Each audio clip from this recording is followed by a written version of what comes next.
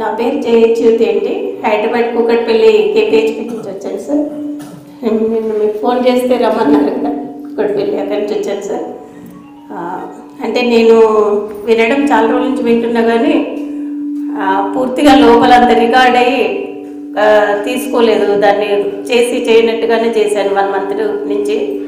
కానీ ఒక 10 days నుంచి కంప్లీట్గా పూర్తి స్థాయిలో చేస్తున్నానండి. ఒక 4 kgs వెయిట్ తగ్గింది, కొంచెం పెయిన్స్ కూడా తగ్గాయి. నా ప్రాబ్లం వచ్చి uric acid, joint pains, sciatica, తర్వాత ఆస్తమా ఉంది బాడీకి. కొంచెం నా బాడీకి ఎలర్జీ, ఆస్తమాటిక్ బాడీ. ఇవన్నీ నా బాడీలో ఉన్న ప్రాబ్లమ్స్ అన్నీ చాలా నెమ్మదించి. నిద్ర కూడా అసలు ఉండదు నాకు. రోజుకి ఒక 3 hours కంటే ఎక్కువ వెళ్ళను నిద్ర.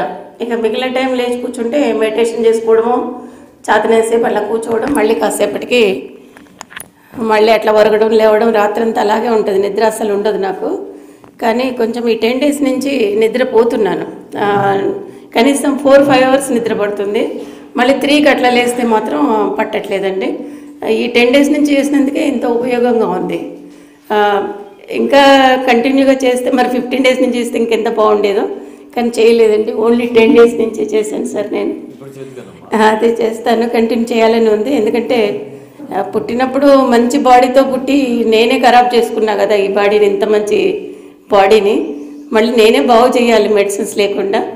భగవంతుడి దయ వలన ఒక 4 months బ్యాక్ ఒక నాడీపతి డాక్టర్ గారి పరిచయం, అన్ని ట్యాబ్లెట్స్ మానేవంటే 25 years నుంచి వాడుతున్న థైరాయిడ్ ట్యాబ్లెట్ అన్నీ మానేశానండి.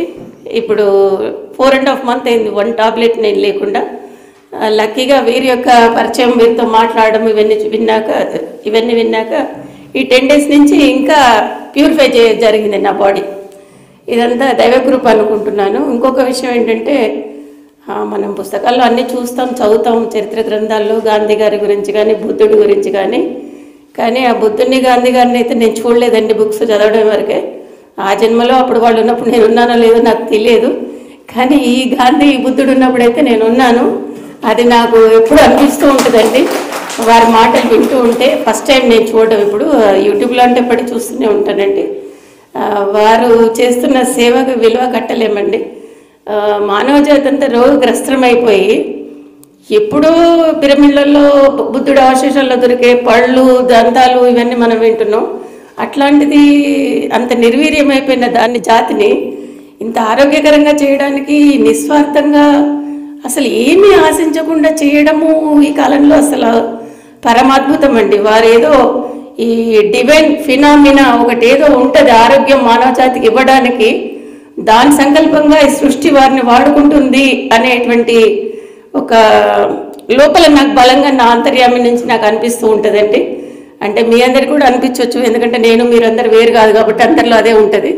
కొందరు బయటికి చెప్పినా చెప్పకున్నా మనందరిది కూడా, మీ అందరి తరఫున కూడా నేను చెప్తున్నాను అనమాట. అదంతా నాకు ఈ అవకాశం ఇచ్చినందుకు ఇక్కడి దాకా థ్యాంక్ యూ.